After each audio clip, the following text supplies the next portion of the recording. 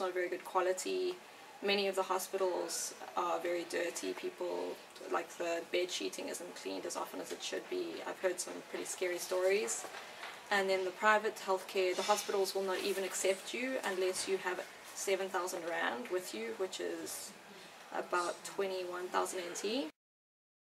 In Canada, if I weren't Canadian, it would have been expensive, but because I was Canadian, my allergy medicine was almost always free. You just had to pay a small deductible every month on our health insurance. I did have several accidents where I got hurt though, when I raced bicycles, and I never paid 1 cent. I spent time in the hospital, but I didn't pay a dime for anything. Alright, New Zealand's healthcare system sometimes doesn't really provide for everyone, because what it is, it's the system called ACC. And what happens is that just like Taiwan, the boss pays about 1/3 of it, and then in New Zealand, you yourself have to pay the rest. Now it's not like Taiwan, you don't actually get an actual little card. What happens is that you make a claim, and it doesn't always go through because it's a claim.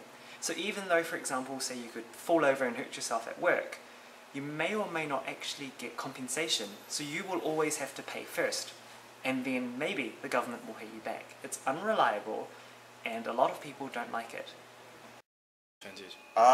The advantage of American healthcare is technology-based.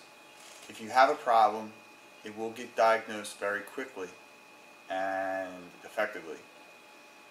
The disadvantage of American healthcare is that once you have diagnosed your symptoms, diagnosed your problem, do you have the money to pay for it? Healthcare is not free in my country and is very, very, very expensive. The national healthcare system in Mexico is not excellently funded. There's a lot of problems with the Mexican government, and also with the scope and the size of the country, the amount of people they need to take care of, and again with the funding. So the national healthcare in Mexico, I would rate it, the public national healthcare in Mexico, I would rate it as lower than Taiwan and Spain. There's long lines, there's inefficiency in the way that certain things are handled, but at the same time people are getting taken care of. And in many hospitals they have the best equipment because it's nationally funded. But in order to get to that hospital, some people have to travel a long way, and then have to wait for the time that it's their turn to be taken care of. Whereas in Taiwan, it's 150 NT and you get everything with it.